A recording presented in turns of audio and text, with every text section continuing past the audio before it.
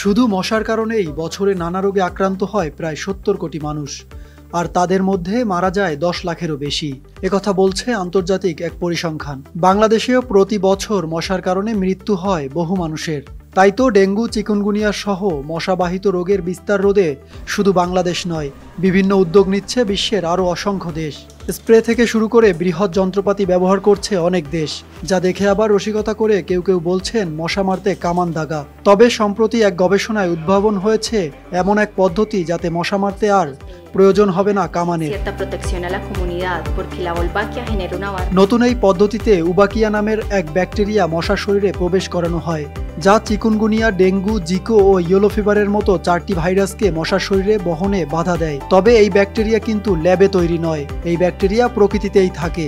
বিভিন্ন কীটপতঙ্গের দেহকোষে থাকা এই ব্যাকটেরিয়া সংগ্রহ করে ডিমের মাধ্যমে একটি মশার এক প্রজন্ম থেকে আরেক প্রজন্মে প্রবাহিত করা হয়। ফ্রুট ফ্লাই বা ফলমূলে বসে এমন মাছি। নতুন এক্সপেল এর নতুন ফর্মুলা আরপিএম এর ডুয়েল অ্যাকশনে ঘরের মশা বাঁচবে না, বাইরের মশা আসবে না। সেগুলোর কোষ থেকে সূক্ষ্ম একটি সুই দিয়ে তারা প্রথমে উবাকিয়া সংগ্রহ করেছেন। তারপর সেই ব্যাকটেরিয়া ইনজেক্ট করে ঢুকিয়ে দেওয়া হয় এডিস মশার ডিমের ভেতরে। এটি যে খুব সহজেই করা সম্ভব হয়েছে তা নয়, হাজার হাজার বার চেষ্টা করার পর বিজ্ঞানীরা শেষ পর্যন্ত এটা করতে সক্ষম হন। বিজ্ঞানীরা বলছেন সূক্ষ্ম এই প্রযুক্তি উদ্ভাবন করতে তাদের সময় লেগেছে 15 বছর।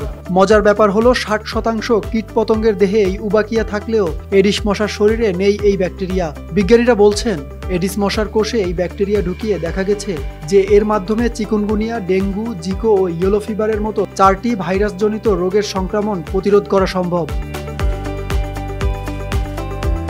ওয়ার্ল্ড মসকিটো প্রোগ্রামের বিজ্ঞানীরা এ বিষয়ে বিশদ গবেষণা করেছে।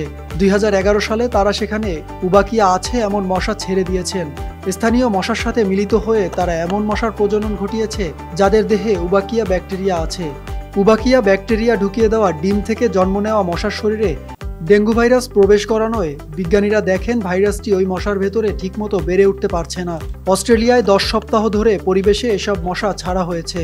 কয়েক মাস পরেই দেখা গেছে সেখানকার 100 ভাগ মশাতেই উবাকিয়া আছে এবং সেই ধারা এখনও অব্যাহত রয়েছে। অস্ট্রেলিয়ার পর এই পদ্ধতি বিশ্বের 12টি দেশে পরীক্ষা করে সাফল্য পাওয়া গেছে। এসব দেশের মধ্যে রয়েছে Sri Lanka, Colombia, Indonesia, Bharat, Vietnam ও মেক্সিকো। কোনো মশা যখন ডেঙ্গুতে আক্রান্ত রোগীকে কামড়ায় তখন ওই রোগীর রক্ত থেকে মশার পেটের ভেতরে চলে যায় ডেঙ্গু ভাইরাস। সেখানে তখন এমন একটি প্রক্রিয়া চলে যাতে ওই ভাইরাসটি মশার পেটের ভেতরে খুব দ্রুত বেড়ে উঠতে পারে। তারপর ওই মশা যখন একজন সুস্থ মানুষকে কামড়ায় তখন মশার পেটের ভেতরে থেকে ভাইরাসটি চলে যায় সুস্থ মানুষের রক্তের ভেতরেও। কিন্তু বিজ্ঞানীরা বলছেন ডেঙ্গু ভাইরাস যখন উবাকিয়া আছে এমন মশার পেটের ভেতরে যাবে তখন আর ডেঙ্গু ভাইরাসটি বেড়ে উঠতে পারবে না। ফলে এই মশাটি যখন আরেকজনকে কামড়ায় তখন আর তার দেহে ডেঙ্গুর সংক্রমণ ঘটে না।